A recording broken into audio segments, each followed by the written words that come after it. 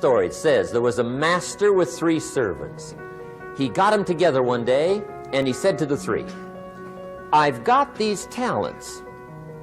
And in those ancient days, a talent was a measure of gold.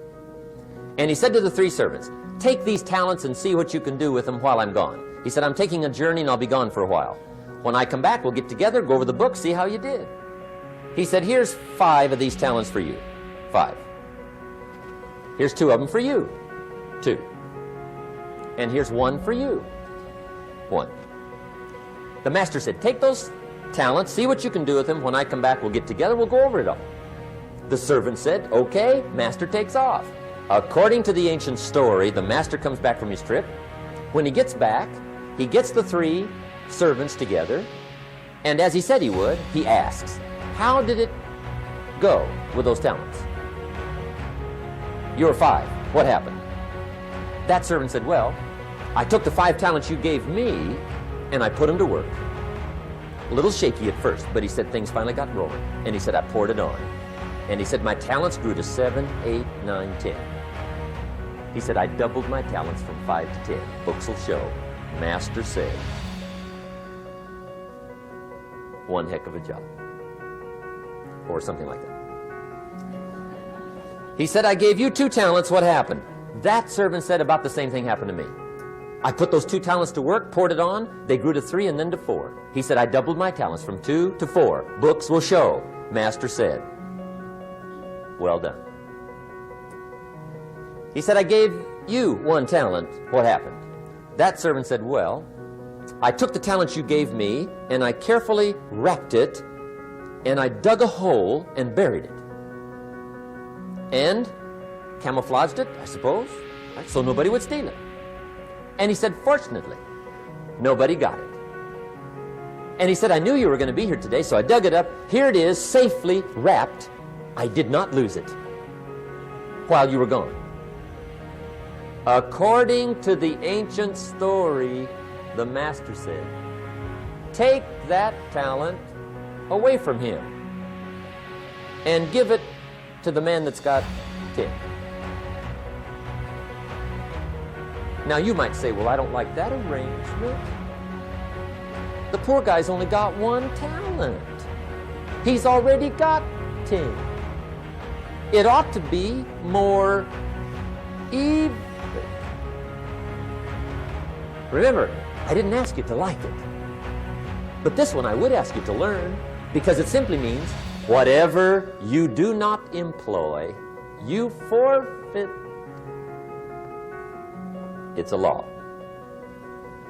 So learn well the law of use. Now here's the second one, and we're going to take our break. Second law from the Bible. This one we've heard since we were small, I'm sure. It's called the law of sowing and reaping. In fact, we've probably heard it so often we could quote it. It says, whatever you sow, what? You shall reap. Fairly blunt, hopefully clear. Here's my first suggestion on the law of sowing and reaping. Don't try to beat it. You might as well try sitting on the sun in the morning. Keep it from coming up. You'll have better luck. Whatever you sow, you reap. Now, for a fair share of my life, I'm a bit mixed up on how all this applies. Among a lot of things I was mixed up on. I knew I wasn't reaping too good. That I understood. My problem was I was confused about what was causing it. Remember me with the funny list? I thought those are the reasons why it isn't working out well. And then Mr. Schoaf gave me the clue that helped me figure it all out. He said, Mr. Rohn, I have another answer for you. There's another way to quote this law that'll show you where the problem is so you can go to work on it right away. All you need to know is where the problem is, then you can go to work on it. So he quoted me the law another way, and I found out what my problem was. Here's the way you quote the law. Whatever you reap is what you've sown. Now I knew what my problem was. Whatever you reap is what you've sown. If you don't like the crop, who do you look up? Answer, whoever planted it. And where do you find who planted your crop? Answer, in the mirror. What I finally learned to do come fall was to go to the mirror. That's where you go. And if necessary, you say, a few skinny carrots? I got to be unimpressed. Where were you last spring? Asleep. Didn't you read the books? Did you break your hoe? Let me give you 7 key points to the law of sowing and reaping. Let's tick right down through the list of 7, and it'll be break time.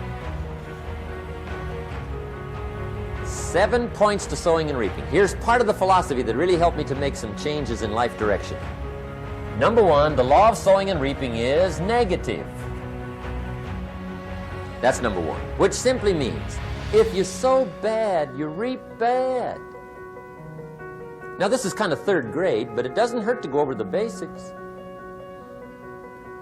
If you plant thistle seeds, you don't get pumpkins. Honest, no use looking for pumpkins.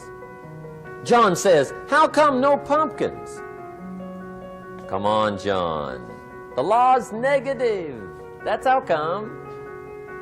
Now here's number 2. The law's positive. Which simply means if you sow good, you reap good. If you plant pumpkin seeds, you don't get thistles. Not from pumpkin seeds. Mother Nature won't pull tricks on you over in the corner snickering and pushing new thistles and you planting pumpkin seeds. She won't do that. You will get pumpkins from pumpkin seeds, and the reason is because the law is positive. Now here's number 3.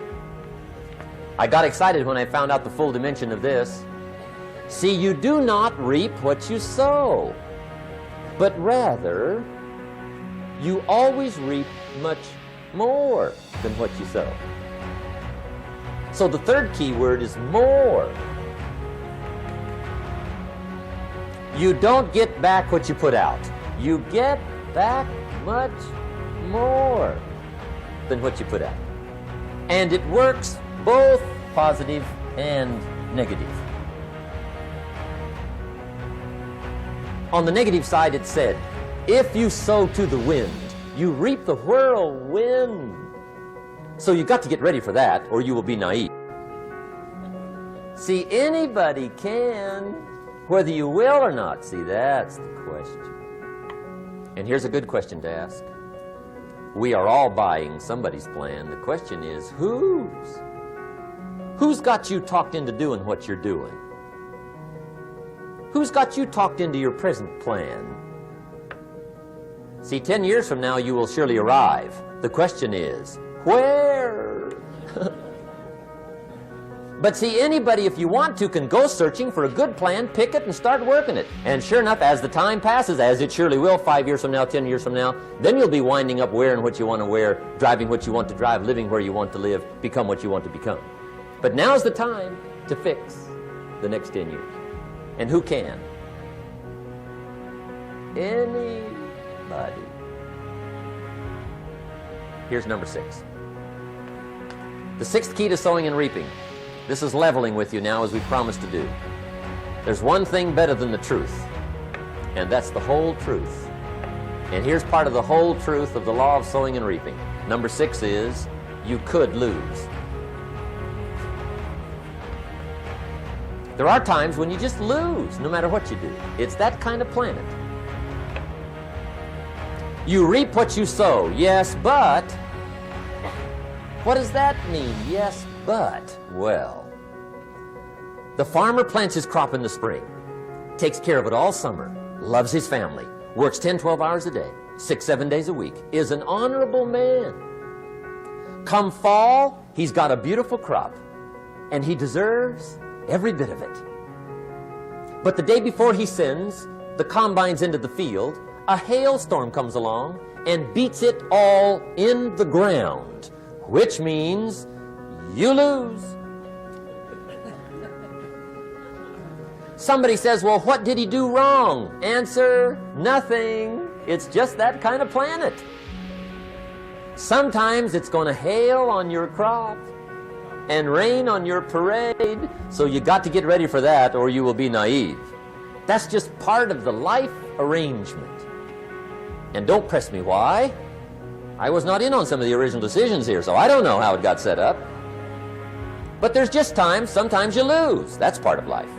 But now here's number 7. The 7th key to sowing and reaping. And it goes like this. It's just another way to quote the same law. And it goes like this. If you don't sow, that's just another way to quote the law. If you don't sow, what?